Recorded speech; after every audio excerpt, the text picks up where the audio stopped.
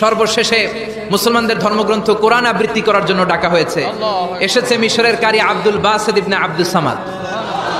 যারা ওনার তেলাওয়াত শুনেছেন দেখবেন উনি তেলাওয়াত করে আবার সময় নেয়, আধা মিনিট শ্বাস নেয়, আবার লম্বা দম নিয়ে তাল লয় নিয়ে টান দেয়, আবার পিছন থেকে টান দেয়। তাকে ডাকা হলো, now the representative of Muslim community Abdul Basit Ibne Abdus Samad will now recite the holy book Quran for 10 minutes. মিশর থেকে আসা মুসলিম জাতির প্রতিনিধি তাদের ধর্মগ্রন্থ কোরআন নিয়ে এবার 10 মিনিট তেলাওয়াত করবে। কয় মিনিট?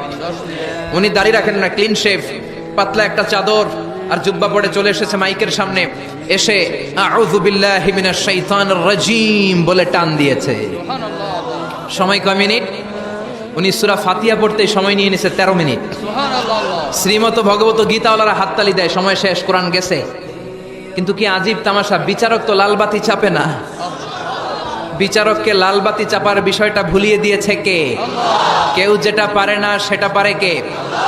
আব্দুল বাসিত কয়, এই তো সুযোগ পাইছি আমি। বিচারক যেহেতু লালবাতি চাপে না, আমি আরেকটা সূরা ধরি। উনি কোরআনের সবচেয়ে সুন্দর সূরা আর রহমান তেলাওয়াত শুরু করলেন। উনি উনার গলায় আল্লাহ যত সুর দিয়েছিলেন সব সুর, দরদ, আদর ঢেলে দিয়ে সুরের ঝংকার তুলে পুরো কনফারেন্সকে মাতিয়ে দিলেন। 15 মিনিট হয়ে যায়, বিচারক লালবাতি চাপে না। 20 মিনিট, 25 মিনিট, 30 মিনিট হয়ে যায়, লালবাতি চাপে না। এদিকে অর্গানাইজিং কমিটির প্রধান চেয়ার থেকে উঠে এসে বিচারকের গায়ে ধাক্কা দিয়ে বলে, এই man, what's the hell are you doing here? What's wrong with you? Why aren't you pressing the red button? লালবাতি চাপোস না কেন? ওরে ধাক্কা দেওয়ার পরে বিচারক ভূত দেখার মতো চমকে উঠছে, কি হ্যাঁ লালবাতি?